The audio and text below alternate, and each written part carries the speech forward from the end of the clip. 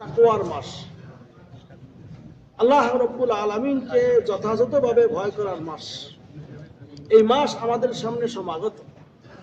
এর প্রস্তুতি আমরা কিভাবে নেব? অনেক মানুষ আছেন মাশাআল্লাহ, তারা রমজান মাস আসার আগে অনেক প্রস্তুতি নেয়। কি রকম? যে কতগুলি ইফতার কিনবো, কতগুলি খাওয়াবো, কতগুলি পড়াবো, এটা। কিন্তু এর পাশাপাশি আপনার এই প্রস্তুতি গ্রহণ করা দরকার যে আমি কতটুকু আল্লাহকে ভয় করব, আমার ইবাদতটা আমি কিভাবে করব, আমি কতটুকু কোরআন তেলাওয়াত করব, আমি কতটুকু দান খয়রাত করব, আমি কতটুকু আল্লাহ রাব্বুল আলামিনের কাছে যেতে পারবো।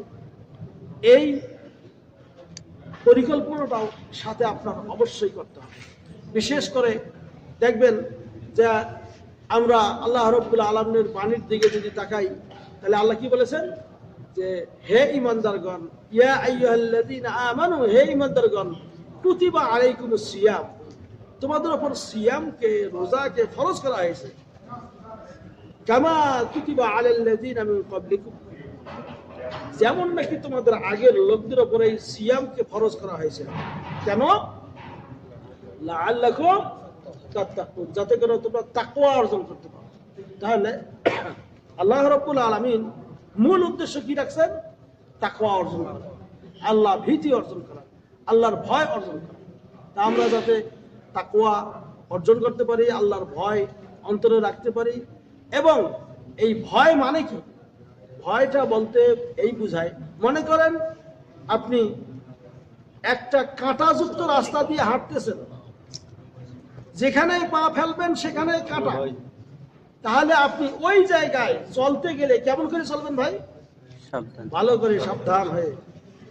তাকওয়া মানে এটাই, যে আপনি এই জিনিসটা আমার হালাল, এই জিনিসটা আমার হারাম, এটা ভালো, এটা মন্দ, তা এটা বেশি চলা, সেটাই হলো তাকওয়ার একটা বাস্তব রূপ।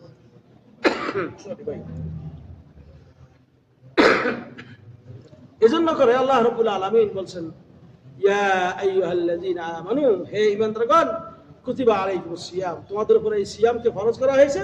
কামা কুতিবা আলাল্লাযীনা মিন ক্বাবলিকুম, যেমন তোমাদের আগের লোকদের উপর ফরজ করা হয়েছিল।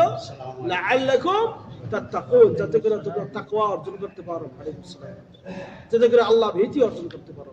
সম্মানিত বন্ধুগণ, তা এই তাকওয়া অর্জন করার জন্য সবচেয়ে বড় জিনিস যেটা, এক নম্বর তাওহীদ, এর উপর অটল থাকা। কিসের উপর? তাওহীদের উপরে, এক আল্লাহর ইবাদত করা। অনেক মানুষ ইবাদত করে ঠিকই, কিন্তু মানুষ দেখানোর জন্য।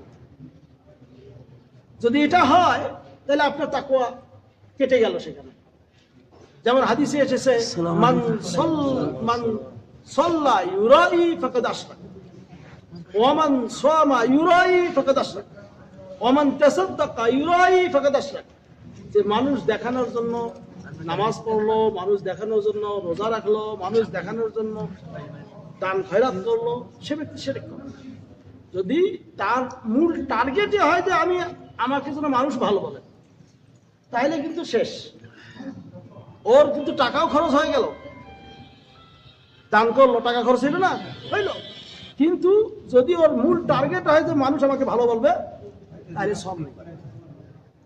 নামাজ পড়তেছে, ইবাদত করতেছে আল্লাহ, কিন্তু মূল টার্গেট যদি হয় যে আমার এই সালাদটা দেখে মানুষ আমাকে বলবে, যা লোকটা নামাজ,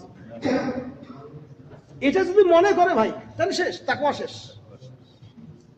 এই জন্য করে ভাই, তাওহীদের উপর অটল থাকতে গেলে আপনাকে তাকওয়া অবলম্বন করতে হবে, এবং এই সমস্ত প্রকার, এই যাবতীয় প্রকার শিরক থেকে বাঁচতে হবে। এক।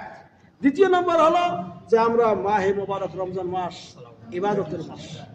আপনি 5 ওয়াক্ত নামাজ জামাতে পড়ার চেষ্টা করবেন, পাশাপাশি কোরআন তিলাওয়াত করবেন, পাশাপাশি আরো যদি তাহাজ্জুদ পড়ার অবস্থা থাকে তাহাজ্জুদও পড়তে পারবেন, কোনো সমস্যা। তারাবির নামাজ জামাতে পড়া দরকার। বিশেষ করে কেন? আল্লাহ নবী সাল্লাল্লাহু আলাইহি ওয়াসাল্লাম প্রায় 2-3 দিন মাত্র জামাতে পড়ছেন, কিন্তু আমরা প্রত্যেক দিন পড়ি।